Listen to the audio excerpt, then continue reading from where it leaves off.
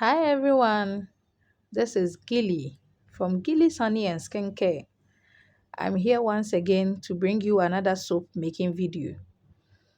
So, this video is very long. It's a very long video, but I've been able to bring it down to about 8 minutes. So, let's go into it. So, you saw me wearing my PPE. So, the PPEs in soap making, the most important thing is your gloves, your hand gloves. You can't work without the hand gloves because the caustic soda or the sodium hydroxide, which others also call it lye, is very corrosive. So you need your gloves to protect your hands. Under normal circumstance, I'm supposed to wear a long sleeves to protect the rest of my arms too. But let's go on. Since I have the gloves on, it's okay. So I have my goggles, which I passionately call Baby Eagle. Yes, I love Baby Eagle because it really protects my eye from the corrosiveness from the uh, sodium hydroxide. So as you can see, I make my hotel soaps with goat milk. I make it with goat milk. So I mix my lye solution and then I add in my goat milk. Yes, so this one is 50-50. That is how I make this one. Sometimes I make it 100%, other times too I make it 50-50. So you can see that I've already finished mixing this first one and I am pouring them out. Now, these molds are very, very small. They are very tiny molds, which takes up to 20 gram of soap. Yes, they are tiny molds. So if you don't take care, you are going to pour your butter away.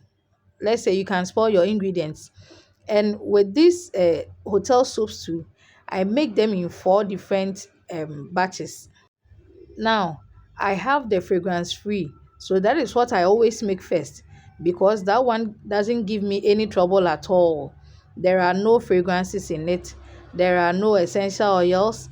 There are no colors in it. Just the raw soap. So this is 100% natural soap. That is for the fragrance free.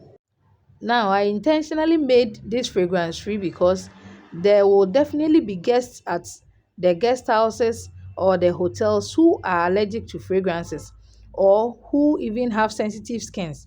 So, I intentionally make this batch for those people specifically. So, even on their packaging box, I indicate it on it that this is unscented so that they will not mix them up. Now, my major fat in this one is shea butter and coconut oil. Shea butter and coconut oil. They are two nourishing oils that produces bubbles and then a creamy lather and then bubbly lather. So that is why I use them over here. Shea butter is very, very nourishing. We all know about shea butter. If you don't really know, you can just go on to Google and then check it out. Check out the benefits of shea butter to the skin. You can get something out of it. So I make them in two batches. Every batch, I make two batches out of every batch. Because the molds are small, I can't make them once and then be pouring them. If I do that, I'm going to lose most of the butter. Yes, especially when I get to the fragrance ones. I'll be losing so much butter over there, which I don't want to do. That is why I make them in smaller batches. So after I've finished with the first batch, I wait for about 2 to 3 hours. Then it will get dried. Then I just remove them and then keep them in this pan over here, in this bowl over here. So I make sure that I put, a tissue under it before I put them on it. So that if there are any water in it, excess water, it will be draining it. So this is the second batch I'm making. This is the lemon fragranced ones. So with this one, I add in lemon essential oil and lemon fragrance because the essential oil sometimes doesn't keep long in the soaps. That is the reason why I add in a little bit of fragrance oil to let it stick into the soap. So in my oils, because this one has the color in it, you will see that I've added the color into the oil. So I intentionally add the color. It is a very tiny amount. Yes, I use just 1 gram for this half a pound, batch. So with this tiny one, this tiny color, it produces a beautiful color that I want. Not very loud. Yeah, very beautiful that I want. So I have to add the color into the oil before I add anything else. Because sometimes you may not blend in the color very well. And then when you have added the sodium hydroxide solution or the lye solution, it may start getting taken up faster. So if you don't take care, you may not be able to blend in your color very well. That is the reason why I blend in the color first, to make sure everything has been well mixed before I add in the sodium hydroxide solution. So in the sodium hydroxide solution, I have my water and then sodium hydroxide. I have my goat milk over there, and I have some sodium lactate in there too. The sodium lactate helps the soap to dry up faster for me to be able to remove them from the molds. Mostly these soaps, I make them as and when people need them. Yes, I just make them as and when people need them. So for the rest for the rest that I'll have over there, for the excess that I'll have over there, that is what I keep and then be selling to my customers who need some to use at their homes. Yes, see how beautiful it is looking. Yes, it's not very vibrant green, but the green is very beautiful. So this is the second batch. I'm done. Now we are on the third batch.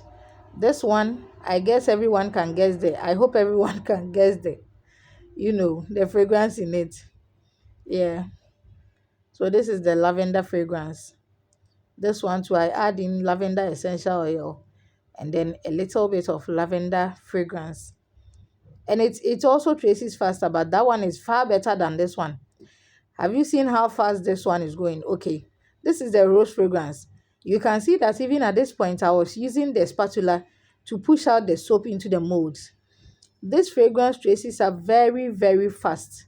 Very fast. In fact, it traces up so fast that sometimes I want to throw away the fragrance. But I'll not throw it away. I'll make sure to use everything before it gets finished. After it gets finished, I may choose another rose fragrance because I added in rose essential oil and that rose fragrance, and it is a very beautiful fragrance. Very beautiful fragrance. It smells so good, and I love it. So this is how I package them. After I've made everything, I keep them on a card paper or a cardboard on my table for about 2 to 3 days before I start packaging them. So this is how I am making them. Yes. So they are totally dried because it is mostly of coconut oil and the water isn't so much in it too. So this is how I package them. In fact, with the packaging aspect, I really love it because I don't have to think of what any fragrance is doing. I just have to put them in my, cupcake papers and then add my labels to it. So that's it. Thank you all so much for watching the video to the end. Let's meet another time. Thanks so much. Bye bye.